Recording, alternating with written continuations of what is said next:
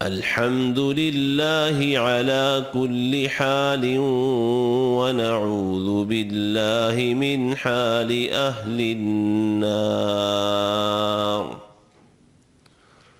رب أعوذ بك من همزات الشياطين وأعوذ بك رب أن يحضرون أعوذ بالله السميع العليم وبوجهه الكريم وسلطانه القديم من الشيطان الرجيم وجعلنا الليل والنهار آيتين فمحونا آية الليل وجعلنا آية النهار مبصرة لتبتغوا فضلا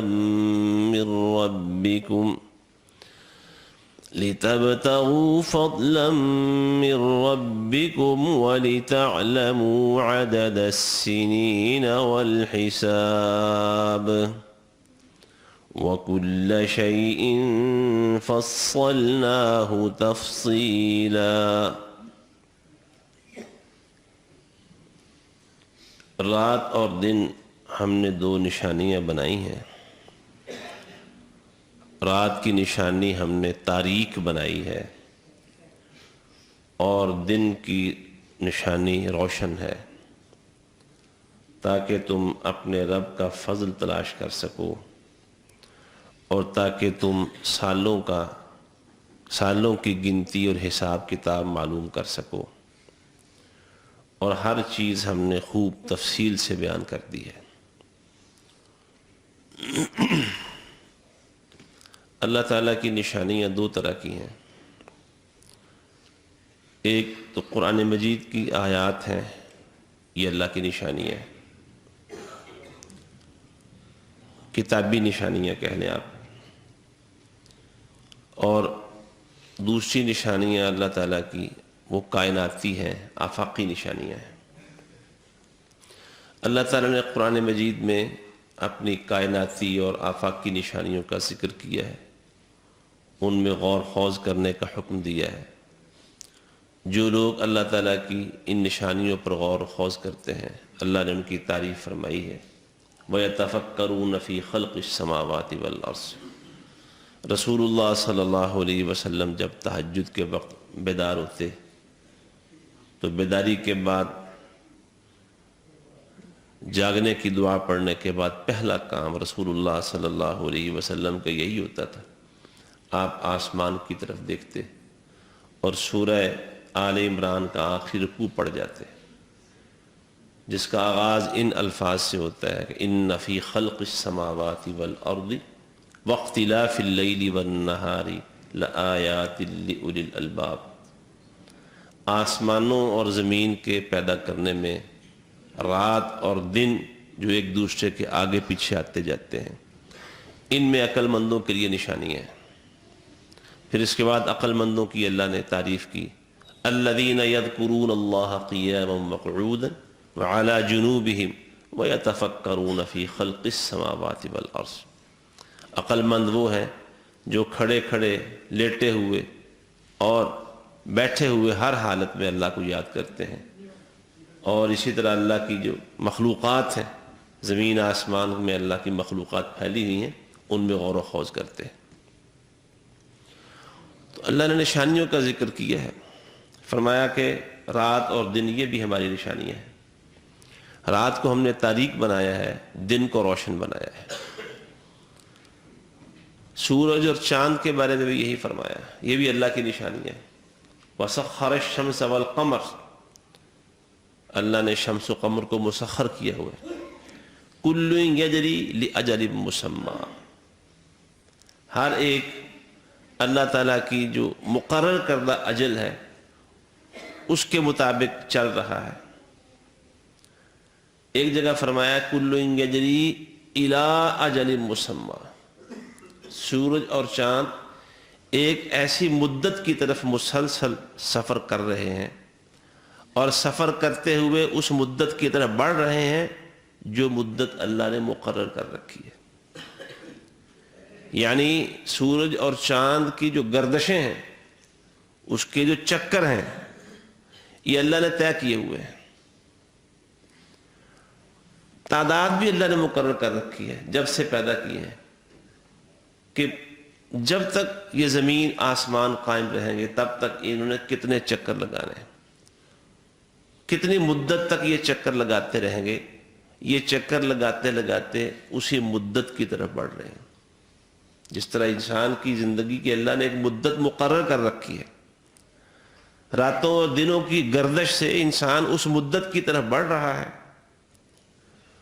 دنیا میں اس کے قیام کی مدت تو زیادہ ہو رہی ہوتی ہے. 1 سال عمر ہو گئی، 2 سال ہو گئی، 50 سال، 70 80 سال.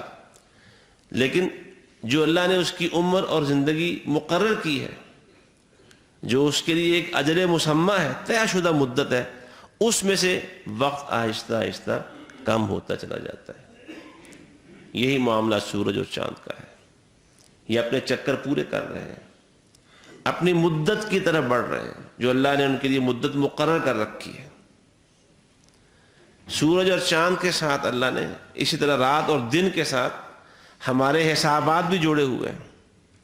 الشمس والقمر بحسبان، سورج اور چاند ایک حساب کے تحت سفر کر رہے ہیں. اور حساب کیا ہے کسی کو معلوم نہیں، اللہ کو معلوم ہے. پہلے سورج یا چاند کو جب گرہن لگتا تھا تب لوگوں کو پتہ چلتا تھا. اب اس سے پہلے بھی لوگ پتہ چلا لیتے ہیں، فلاں دن فلاں ہفتے میں سورج یا چاند گرہن لگ جائے گا.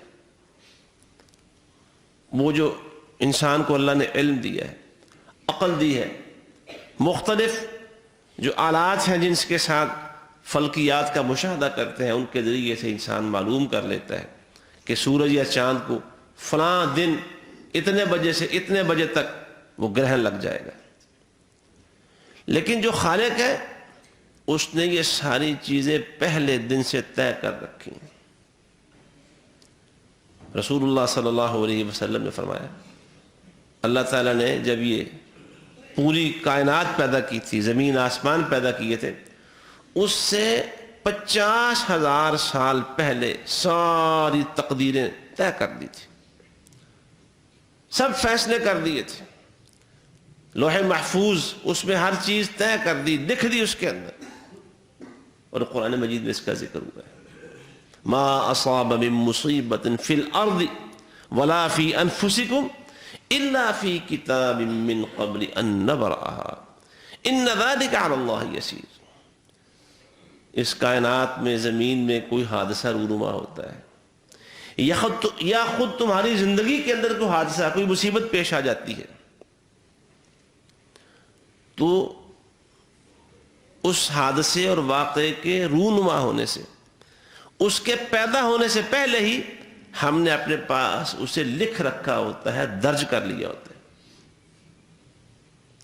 یعنی اس کائنات میں کوئی حادثہ ہو، زمین پر کوئی واقعہ رونما ہو، یا کسی انسان کی ذاتی زندگی میں کوئی حادثہ ہو، کوئی مالی نقصان ہو جاتا ہے، کوئی بیماری آ جاتی ہے، یا کوئی قریبی عزیز فوت ہو جاتا ہے، گھر کا کوئی فرد فوت ہو جاتا ہے، یا اس کے علاوہ کوئی بھی حادثہ، بڑا حادثہ انسان، اللہ فرماتا ہے کہ ہم نے اس کے رونما ہونے سے پہلے، اس کے پیدا ہونے سے پہلے، یا اس کائنات کو پیدا کرنے سے پہلے، یا خود انسان کے پیدا ہونے سے پہلے ہم نے وہ ہر چیز لکھی ہوئی ہے اپنے پاس. ان ذلک علی اللہ یسیر، اللہ کے لیے یہ بہت ہی آسان ہے. یعنی سارے حساب کتاب پہلے سے بنا لینا، طے کر لینا، چیزوں کے پیدا ہونے سے پہلے بھی اس فیصلے کو اپنے پاس لکھ لینا. ان ذلک علی اللہ یسیر، اللہ کے لیے یہ بالکل آسان ہے. سورج اور چاند بھی اللہ کی نشانی ہے. اللہ نے فرمایا کہ ہم نے سورج اور چاند کو مسخر کر رکھا ہے، اس کے ساتھ تمہارے حسابات جڑے ہوئے ہیں، یہ خود بھی ایک حساب کے ساتھ چل رہے ہیں. تمہارے زندگی کے سال، مہینے اور ہفتے ہیں، اور وقت ہے سارے کا سارا، اور دیگر معاملات یہ سورج اور چاند کے ساتھ جڑے ہوئے ہیں. شمسی مہینے ہیں، قمری مہینے ہیں.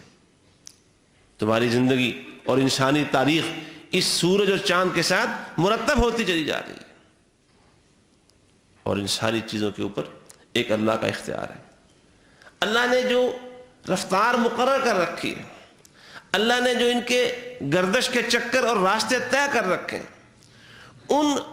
اس رفتار سے اور جتنے چکر طے کر رکھے ہیں ان سے نہ تو یہ کمی اس پہ کر سکتے ہیں اپنی مرضی سے، اور نہ اس میں اپنی مرضی سے اضافہ کر سکتے ہیں. ہر چیز پر اللہ سبحانہ و تعالیٰ کی مکمل قدرت ہے. زمین پر، آسمان پر، سورج پر، چاند پر اور کائنات کی ایک ایک چیز پر اللہ کا حکم جاری ہے. یہ سورج کا طلوع و غروب رسول اللہ صلی اللہ علیہ وسلم نے فرمایا. صحابہ سے پوچھا کہ تمہیں پتہ ہے سورج کہاں جاتا ہے غروب ہو کر؟ ہمارے سامنے جو جدید سائنسی معلومات ہیں اس کے روح سے یہاں سورج اس وقت طلوع ہے تو کسی اور علاقے میں غروب ہے، رات ہے وہاں. یہاں رات ہوگی، کسی اور علاقے میں سورج طلوع ہو جائے گا. تو یہ اس کے طلوع و غروب کا سلسلہ جاری اور ساری ہے. رسول اللہ صلی اللہ علیہ وسلم نے پوچھا پتہ ہے سورج کہاں جاتا ہے؟ عرض کیا جی اللہ و رسولہ اعلم، اللہ اور اس کے رسول ہی جانتے ہیں. فرمایا سورج جب غروب کی طرف جا رہا ہوتا ہے یہ اللہ کی عرش کے نیچے جا کے سجدہ ریز ہوتا ہے اور اللہ سے اجازت طلب کرتا ہے کہ یا اللہ میں طلوع ہو جاؤں. تو اللہ کہتا ہے ہاں طلوع ہو جا. اسی طرح ہر روز معاملہ ہے. اللہ سے دوبارہ طلوع ہونے کے لیے وہ اجازت طلب کرتا ہے، اللہ اسے اجازت دیتا ہے. یعنی وہ پہلے سجدہ ریز ہوتا ہے. ہر چیز اللہ کے سامنے سجدہ ریز ہے. سورہ الرحمن پڑھیے، الشمس والقمر بحسبان والنجم والشجر یسجدان. ہر چیز اللہ کے سامنے سجدہ ریز ہو رہی ہے. وہ سجدہ ریز ہوتا ہے، طلوع ہونے کی اجازت طلب کرتا ہے، اللہ اسے اجازت دے دیتا ہے. بس جب تک اجازت مل رہی ہے وہ طلوع و غروب کا سلسلہ جاری ہے.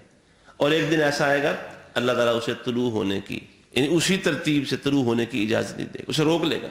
اجازت نہیں ملے گی، اجازت نہیں ملے گی، اجازت نہیں ملے گی. بالآخر وہ مغرب سے ہی جب اجازت ملے گی مغرب سے دوبارہ طلوع ہونا شروع ہو جائے گا اور تب قیامت آ جائے گی. تو اللہ رب العزت کے اختیارات ان بڑی بڑی مخلوقات پر، یہ جو آگ کا اتنا بڑا گولا ہے، اللہ رب العزت دیکھیں کس طرح وہ گولا موجود ہے لیکن سردی کی لہر دیکھیں. جب وہ موجود ہوتا ہے پھر گرمی بھی آ جاتی ہے. یہ گرمی اور سردی کے سلسلے اور سورج کا طلوع و غروب، رات اور دن کا آنا جانا جو ایک دوسرے سے تجاوز نہیں کر سکتے. رات دن سے آگے نہیں بڑھ سکتی اور دن رات کو عبور اور کراس نہیں کر سکتا. سورج چاند سے آگے نہیں بڑھ سکتا اور چاند سورج سے آگے نہیں بڑھ سکتا. اللہ نے ان کو جو حکم دے رکھا ہے یہ اس کے مطابق کام کرتے ہیں. یہ سورہ اعلیٰ پڑھتے ہیں ہم جمعے والے دن. رسول اللہ صلی اللہ علیہ وسلم کی سنت ہے، آپ اکثر جمعے کی نماز میں پہلی رکعت میں سورہ اعلیٰ پڑھتے تھے. اس کے الفاظ پہ بھی غور کریں. سبح اسم ربک الاعلیٰ، اپنے اس رب کے نام کی تسبیح کرو جو سب سے اونچا اور بلند ہے، اپنی ذات کے لحاظ سے بھی، اپنی صفات کے لحاظ سے. الذی خلق فسوى، جس نے پوری کائنات پیدا کی اور ہر چیز پورے ایک حساب سے اور اعتدال کے ساتھ پیدا کی ہے. جو چیز جہاں جہاں رکھنی تھی وہیں موجود ہے اور کوئی ٹکراؤ نہیں ہے چیزوں کے درمیان. دیکھ لیں اس فضا کے اندر یہ کتنی کہکشائیں ہیں، نجوم و کواکب ہیں، سورج اور چاند ہیں، دیگر بہت سارے سیارے ہیں اور وہ اپنے اپنے مدار کے اندر رہتے ہوئے سفر کر رہے ہیں. ان میں کوئی ٹکراؤ نہیں ہے، کوئی کسی کے آگے رکاوٹ نہیں ہے، ہر ایک اپنے حساب سے چل رہا ہے. جس نے پیدا کیا اور ہر چیز بالکل درست طریقے سے رکھی. اور خود وجود انسانی کیا ہے، انسان کے وجود کے اندر کتنی چیزیں اللہ نے بنائی ہیں. ہر چیز اپنی صحیح جگہ کے اوپر. آنکھیں جہاں ہونی چاہیے تھی وہیں ہیں. جو نقشہ انسان کے وجود کا اللہ رب العزت نے بنا دیا ہے اس سے بہتر نقشے کا کوئی تصور بھی نہیں ہو سکتا.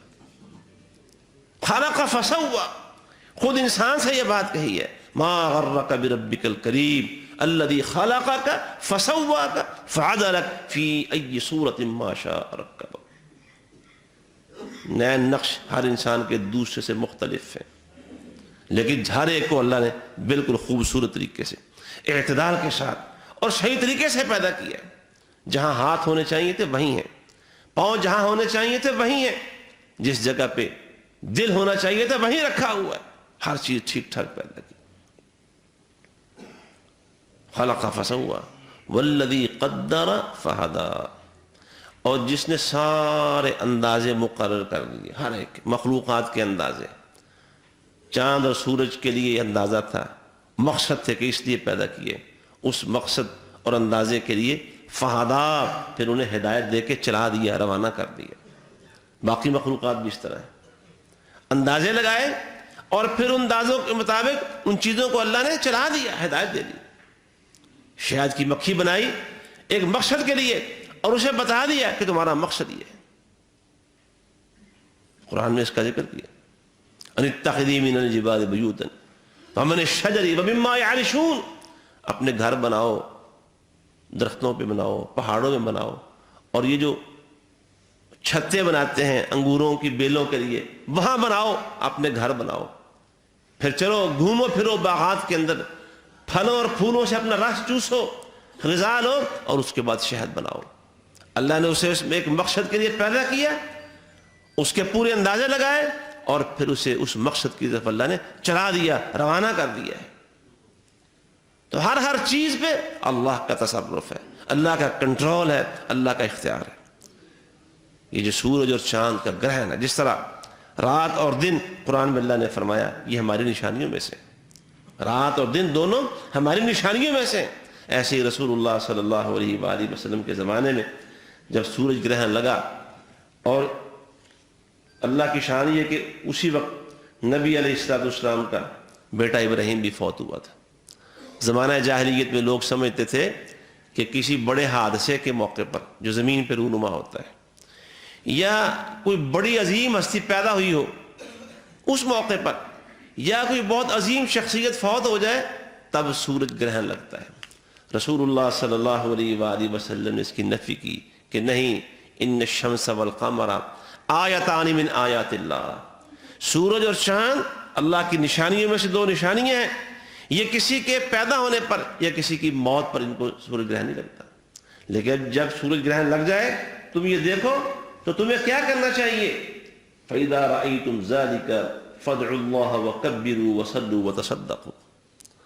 جب سورج گرہن لگے معلوم یہ ہوتا ہے کہ اللہ تعالیٰ اپنے بندوں کو اپنے سامنے جھکانے کے لیے یہ نشانیاں دکھاتے ہیں۔ یہ عارضی اور وقتی طور پر ایسا ہوتا ہے کہ سورج اس کی ساری تابانی اور اس کی ضیاء پاشیاں روشنیاں موجود ہوتی ہیں، لیکن زمین پر اس کی روشنی پہنچ نہیں رہی ہوتی، آگے رکاوٹ آ جاتی ہے۔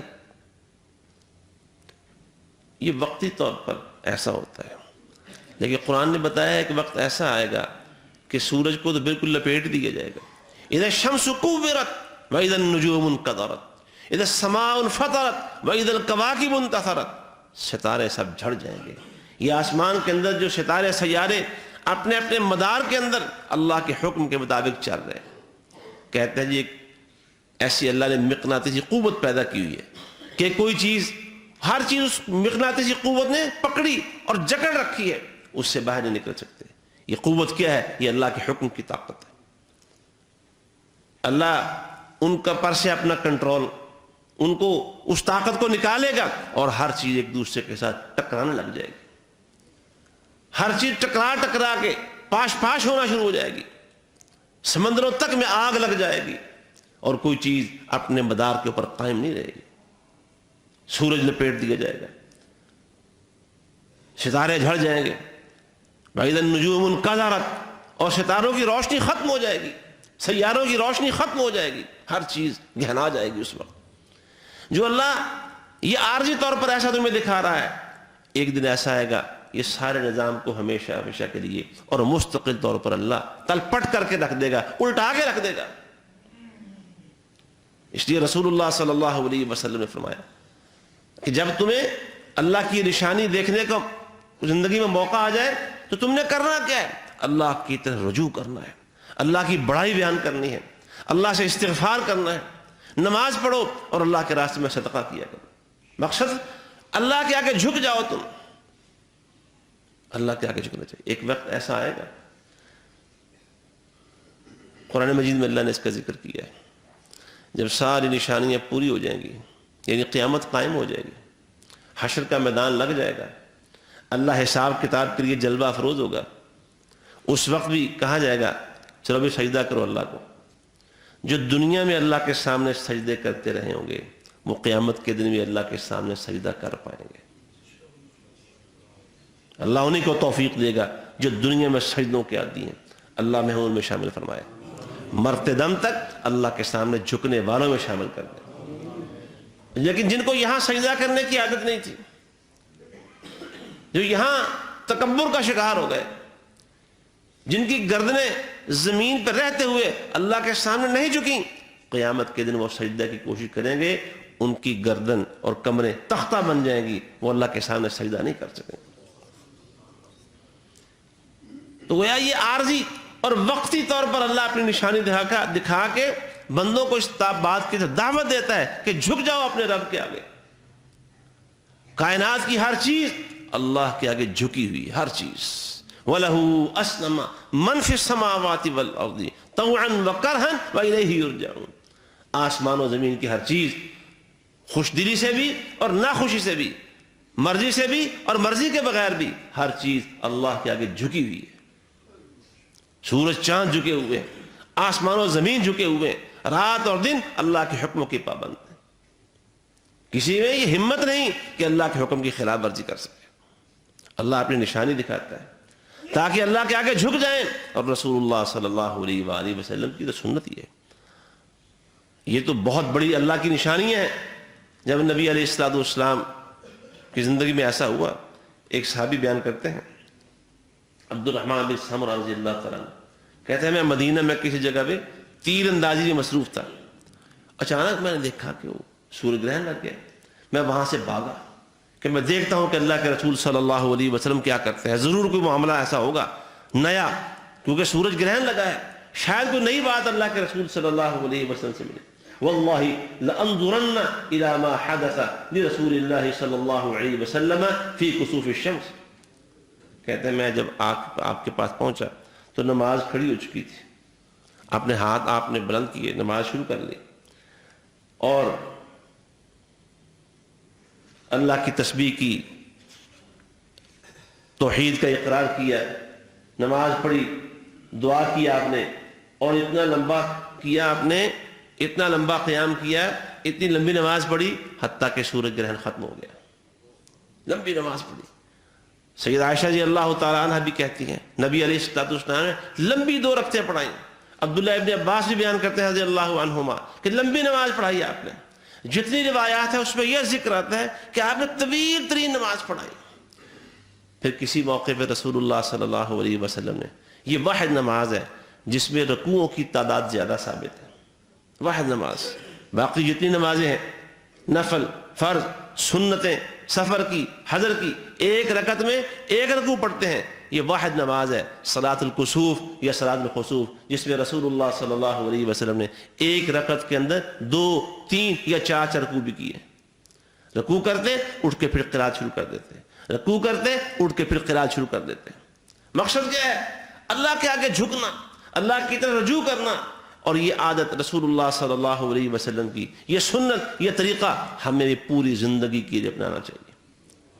ایک تو ایسے موقع پر اگر ممکن ہو تو ہم بھی نمازوں کا اہتمام کریں، اور ویسے زندگی میں اگر کسی طرح کے حادثے پیش آ جائیں، پریشانیاں آ جائیں، تو رسول اللہ صلی اللہ علیہ وسلم کی تعلیم یہی ہے کہ مومن کو زیب یہی دیتا ہے کہ اپنی پریشانی میں اللہ کی طرف رجوع کرے۔ جب بھی انسان پر کسی طرح کی افتاد آ جائے، پریشانی آ جائے، مصیبت آ جائے، سب سے پہلا کام رسول اللہ صلی اللہ علیہ وسلم کی سنت کے مطابق یہ ہے، اللہ کی طرف رجوع کیا جائے۔ ہماری بدقسمتی یہ ہے، ہمارا المیہ یہ ہے کہ ہم اپنی پریشانی اور مصیبت رفع کرنے کے لیے سارے راستے، سارے طریقے آزما لینے کے بعد ہر طرف سے تھک ہار کے مایوس ہو کے ہماری اکثریت پھر اللہ کی طرف رجوع کرتی ہے۔ نبی علیہ الصلوۃ والسلام کی سیرت کیا ہے؟ صحابہ بیان کرتے ہیں کان اذا حزبہ امر فزع الی الصلاۃ، ادھر سے آپ کو کوئی پریشانی آتی آپ سارے کام اور مشغولیتیں چھوڑ کے نماز شروع کر دیتے تھے۔ اللہ نے حکم دیا ہے واستعینوا بالصبر والصلاۃ، جب بھی تمہیں کوئی مشکل آ جائے، پریشانی آ جائے، صبر اور نماز کے ذریعے اللہ کی مدد حاصل کیا کرو۔ آپ نماز پڑھتے، اور نماز بھی چھوٹی موٹی کوئی 5 7 10 منٹ کی نہیں، 2 رکعتیں پڑھ دے تو بہت لمبی۔ صحابہ کا بیان موجود ہے کہ کئی دفعہ سجدے رکوع اتنے لمبے ہوتے کہ ہم کسی بدگمانی کا شکار ہو جاتے۔ راوی نے پوچھا جی کون سی بدگمانی؟ کہتے ہمیں یہ گمان ہونے لگتا اتنا لمبا رکوع کر لیا ہے یا اتنا لمبا سجدہ ہو گیا ہے، کوئی حرکت بھی نہیں ہو رہی، کہیں اللہ کے رسول صلی اللہ علیہ وسلم کی روح نہ پرواز کر گئی ہو۔ ایسے بے حس و حرکت بالکل ساکت سجدے اور رکوع کے اندر ہوتے، ہمیں کئی قسم کے گمان ہونے لگ جاتے۔ تو رسول اللہ صلی اللہ علیہ وسلم کی اس سنت کو، اس سیرت کو اپنائیے۔ ابھی جو کچھ دن پہلے میں نے عرض کیا تھا قرآن مجید کی آیت میں، خطبے میں، یا ایھا الناس انتم الفقراء الی اللہ، لوگوں تم سارے کے سارے اللہ کے آگے فقیر ہو۔ رسول اللہ صلی اللہ علیہ وسلم کی اس سنت پر عمل کرتے ہوئے پریشانی آئے، ہمیں اپنے کام، اپنی مشغولیتیں چھوڑ کے ہمیں اللہ کے سامنے ہاتھ باندھ کے کھڑے ہو جانا چاہیے۔ یا اللہ تو ہی سب سے پہلے بھی اور سب سے آخر میں تو ہی میرا مددگار ہے، تو ہی میرا مولا ہے، تو ہی میرا پرسان حال ہے، تیرے سوا کوئی نہیں۔ اور یہی معنی ہے اس دعا کے جو رسول اللہ صلی اللہ علیہ وآلہ وسلم نے اپنی ایک صحابیہ کو بتائی تھی، اسماء بنت عمیس رضی اللہ تعالیٰ عنہ، حضرت جعفر طیار رضی اللہ تعالیٰ عنہ کی بیوی، رسول اللہ صلی اللہ علیہ وسلم کے چچا داد بھائی جعفر رضی اللہ تعالیٰ عنہ، ان کی بیوی اسماء بنت عمیس، ان سے آپ نے کہا تھا کہ جب بھی زندگی میں تمہیں کوئی مشکل پیش آ جائے، کوئی پریشانی آ جائے، تم ہمیشہ یہ الفاظ کہا کرو، اللہ ربی لا اشرک بہ شیئا، اللہ میرا رب ہے، میرا مالک ہے، میرا مولا ہے، میرا خالق ہے، میں اس کے ساتھ کسی کو شریک نہیں ٹھہراتی۔ کیا مطلب ہے؟ یا اللہ تو ہی مشکل کو دور کرنے والا ہے، تیرے سوا کوئی نہیں جو میری فریاد سن سکتا ہو، تیرے سوا کوئی نہیں جو میری پریشانی کو دور کر سکتا ہو، تیرے سوا کوئی نہیں جو میرا پرسان حال ہو۔ نماز کا مطلب بھی یہی ہے اور اس دعا کا مطلب بھی یہی ہے۔ تو اللہ ہمیں توفیق عطا فرمائے کہ ہم ایسے مواقع پر، یہ تو خاص موقع ہے سورج کا گرہن لگنا، اور جس میں رسول اللہ صلی اللہ علیہ وسلم نے نماز پڑھی جسے صلاۃ الکسوف یا صلاۃ الخسوف کہتے ہیں، اللہ کے آگے جھکنے کا درس دیا ہے۔ اور عمومی طور پر بھی نبی علیہ الصلوۃ والسلام کی یہی سیرت ہے، آپ کی یہی سنت ہے۔ اللہ ہمیں توفیق عطا فرمائے۔ انسان کی زندگی آج کل ویسے بڑے بڑوں سے پوچھیں ہر بندہ پریشان نظر آتا ہے، تو ان پریشانیوں کا مداوع کہاں سے ہوگا، ان غموں کا علاج کہاں سے ہوگا؟ اللہ سبحانہ و تعالیٰ کے سامنے جھک جائیں، گر جائیں، جیسے سوتے وقت کی ایک دعا آتی ہے سیدنا برا بن عازب رضی اللہ تعالیٰ عنہ سے مروی، اس دعا میں، سوتے وقت کی دعا میں یہ الفاظ ہے، لا ملجأ ولا منجا منک الا الیک، یا اللہ تکلیفیں، دکھ، پریشانیاں، مصیبتیں یہ تو نے ہی مقدر کی ہوئی ہیں، اور ان دکھوں سے بچنے کے لیے پناہ بھی کہیں اور نہیں ہے سوائے تیری پناہ کے، مقدر بھی تو نے کی ہیں اور ان سے بچنے کی پناہ بھی تیرے ہی پاس ہے۔ یہ تکلیفیں، پریشانیاں اور دکھ اللہ کے حکم سے آتے ہیں، اور یہ ہمارے گناہوں کی وجہ سے آتے ہیں۔ اگر ان کے کڑکتن سے، کڑواہٹ سے، ان کی تکلیف سے بچنا چاہتے ہیں تو پناہ بھی اللہ کے پاس ہے، اور وہ کیسے حاصل ہوگی؟ دعائیں پڑھیں، اللہ ربی لا اشرک بہ شیئا۔ یہ تکلیفیں کیسے دور ہوں گی، نجات کیسے ملے گی؟ نماز پڑھیں رسول اللہ صلی اللہ علیہ وسلم کے طریقے کے مطابق، اور نماز کوشش کریں لمبی نماز پڑھنے کی۔ اللہ ہمیں توفیق عطا فرمائے، اللہ کی طرف رجوع کرنے والے بن جائیں، اللہ کی طرف لوٹنے والے بن جائیں، اللہ کو راضی کرنے اور منانے والے بن جائیں، اور اللہ ہمیں اپنی ذات سے جو دوری ہے اس سے اللہ ہمیں بچائے، اپنا قرب نصیب فرمائے۔ وآخر دعوانا الحمد للہ رب العالمین۔